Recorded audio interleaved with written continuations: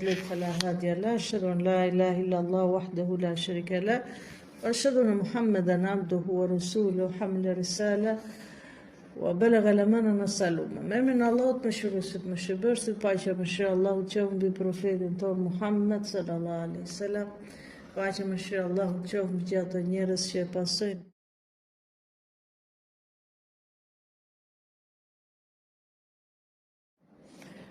Ne e dim që secili njeri do japi llogari për Allahut subhane xhelle xhelalu ditën e gjykimit. Prandaj quhet edhe ditë gjykimi, më u gjyku për atë çka kemi vepruar, për atë çka kemi bë dhe bëjmë me këtë dynja. Faktikisht derisa të jemi gjallë, veprat tona shkruhen. Derisa jemi gjallë, veprat tona regjistrohen prej melaqeve që i ka ngarkuar Allahu subhane xhelle xhelalu. Ma yantiqu min qawlin illa ladayhi raqibun atid. Çdo fjalë që njeriu thot ka mbikëqyrës thot Allahu subhane xhelle xhelalu. Ato janë melaqe që i shkruajnë veprat e njeriu, të mira qofshin, edhe veprat e këqija nëse ne bëjmë shkruhen. Po nëse bëjmë tobe istighfar, inshallah ato veprat e këqija shihen me lejen e Allahut subhane xhelle xhelalu. Ditën e gjykimit secili njeri do dali para të Madhit Zot edhe do gjykohet për çdo gjë të vogël edhe të madhe që ka bërë. Dhe ato gjërat e vogla që ne nuk i kemi dhënë ndoshta rëndësi dhe ato janë regjistruar te Allahu subhanahu xhelle xhelalu. Fa man ya'mal mithqala dharratin khayran yara. Thot Allah azza wa jall, kush e bën një vepër të mirë sa grimca, yara ka më pa shpërblimin e asaj punës mirë.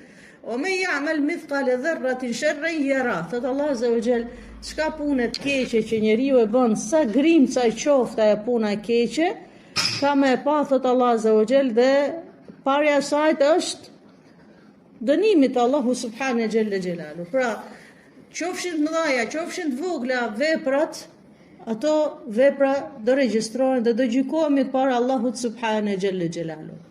Inshallah qoftë gjykimi i lehtë para të Madhit Zot xhelle xhelalu. Kur e kam pyet një prej sahabëve, thuhet Aliu radiallahu anhu, Allahu ta'ala alam, e kanë pyet, i kanë thënë, nëse do ishte zgjedhja jote dhe nëse do ishte në dorën tënde, ditën e gjykimit, a kishe dëshirë me të gjyku Allahu, a kishe dëshirë me të gjyku nana? Nëse do e kishe këtë zgjedhje, nuk e ke këtë zgjedhje, ke gjykimin e ke të Allahu subhanahu xhelle xhelalu. Aliu radiallahu anhu çka ka thënë? Aliu radiallahu anhu ka thënë, du që të gjykoj kush? Allahu subhanahu xhelle xhelalu, te Allahu është gjykatësi. Pse? Sepse Allahu subhanahu xhelle xhelalu është më i mëshirshëm se nana ndaj fëmijës vet. Imagjinoni kur je prindje nan, se çka dashnije ose çka mëshire ke ndaj fëmijës. Nuk besoj që ka nan që ka dëshirë ta hudhi fëmijën e vet në zjarr. Nuk ka nan që ta dëshiroj që ta shikoj fëmijën e vet në zjarr. Ajo, se dashnia që ti ke ndaj fëmijës tënde nuk e bën, biles sakrifikon nana për fëmijën e vet. Do të thonë prindi si prind sakrifikon për fëmijën e vet. Edhe s'mund me qenë prap do ngrehet edhe do t'i bëj diçka yzmetin ose diçka që i duhet fëmijës vet. Kështu që Allahu subhanahu xhelle xhelalu është më i mëshirshëm se nana ndaj fëmijës. Dhe këtë na e ka treguar profeti alayhi salatu wasalam me shembull. Na ka treguar me shembull kur ajo grua e cila ka qenë luftë e ka humb fëmijën e vet të vogël dhe kërkon midis vrarëve dhe midis plargosëve kërkon fëmijën e vet. Dhe kur e ka gjetë fëmijën e vet e ka marrë dhe e ka shtrënguar dhe thuhet i ka dhënë me pi.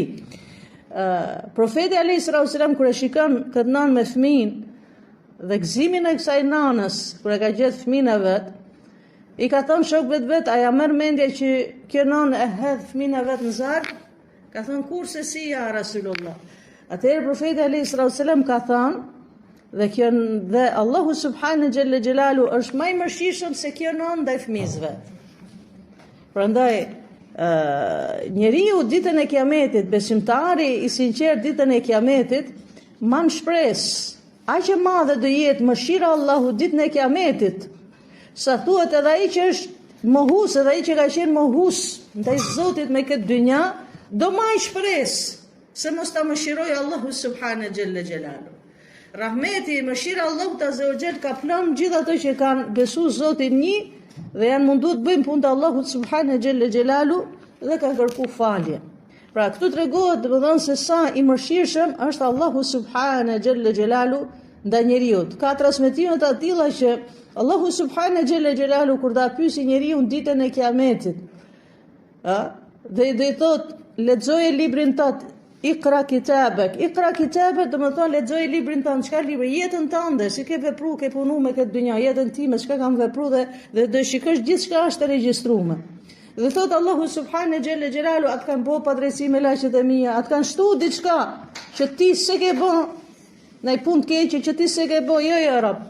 Ata kanë paku ndonjë punë të mirë që ti e ke bën, ata jo ja Rab.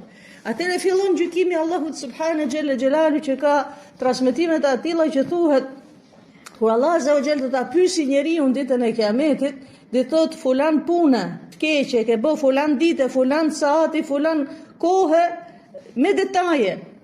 Thuhet njeriu do të hypin djersët prej sikletit sepse ke gjykim për Allahut subhane xhelle xhelalu, dhe thot po ja Rab e kam bën. Allahu subhane xhelle xhelalu e qetson.